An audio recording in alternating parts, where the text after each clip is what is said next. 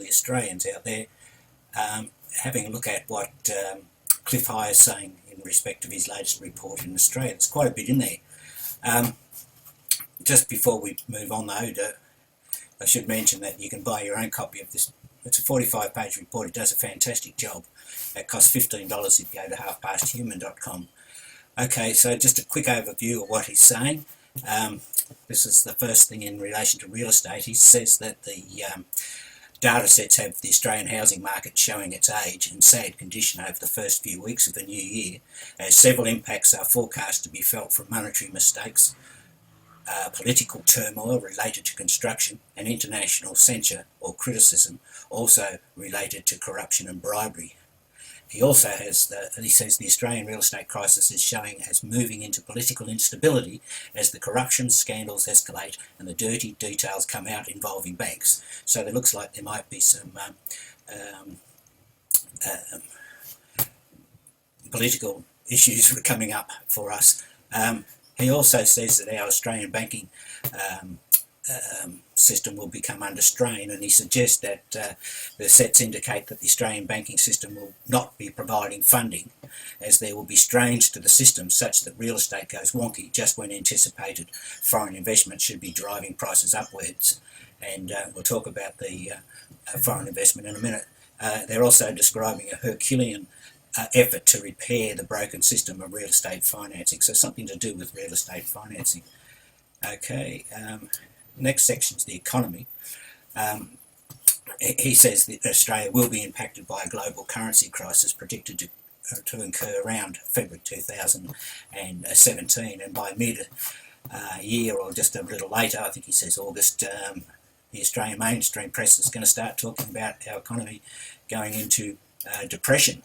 So that's interesting. He says that he talks about the Chinese and their contagion, and he said that spreads to the Australian dollar, the Canadian dollar, the British sterling and the euro, and they all start manifesting echoes of the panic to flee.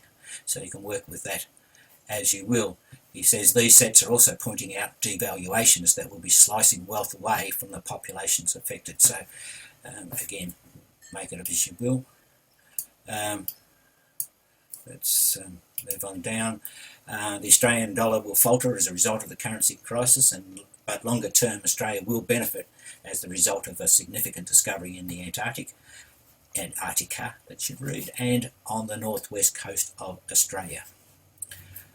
Okay, this is in relation to the what may be exposed.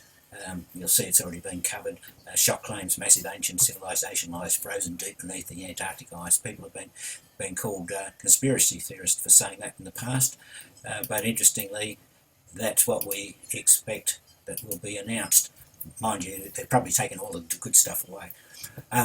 He also talks about some earth changes for Australia. Part of Australia's northwest coast will tear away to reveal a valuable silver deposit, and a crack several kilometres long is expected to appear following seismic activity in the northwest of Australia.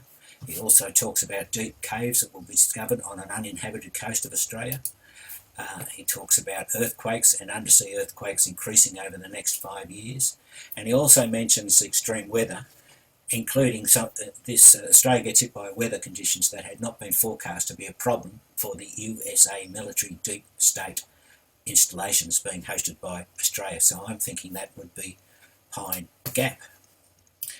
Okay, and when it comes to health, there's a couple of interesting things here. He talks about food poisoning. He actually says that there'll be a new growth in these sets seem to be tying the old historical food poisoning episode to current food poisoning, as well as forecast government lies or problems relating to food safety. And then he suggests that that this will cause a backlash. He says that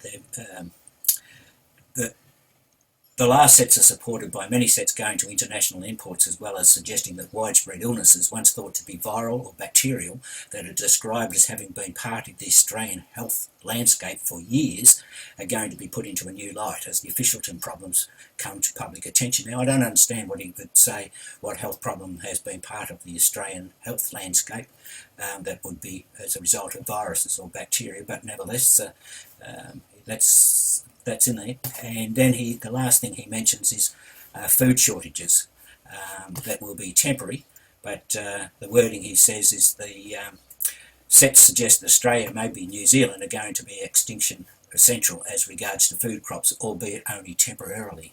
The data is some food crops going missing that will be climate-related extinctions, and that will have long-lasting impacts on Australia's collective psyche, as well as creating money problems for a number of people who will have been formerly employed in the harvesting and processing of those crops. So just a quick update for things to look out for coming in the coming years in relation to Australia, according to the Clif High's webbot. Cheers. Hi guys, I just want to do a quick video for all the Australians out there, having a look at what Clif High is saying in respect of his latest report in Australia. There's quite a bit in there. Just before we move on though, I should mention that you can buy your own copy of this. It's a 45-page report. It does a fantastic job. It costs $15 if you go to halfpasthuman.com. Okay, so just a quick overview of what he's saying. This is the first thing in relation to real estate. He says that the data sets have the Australian housing market showing its age and sad condition over the first few weeks of the new year, as several impacts are forecast to be felt from monetary mistakes, political turmoil related to construction, and international censure or criticism also related to corruption and bribery.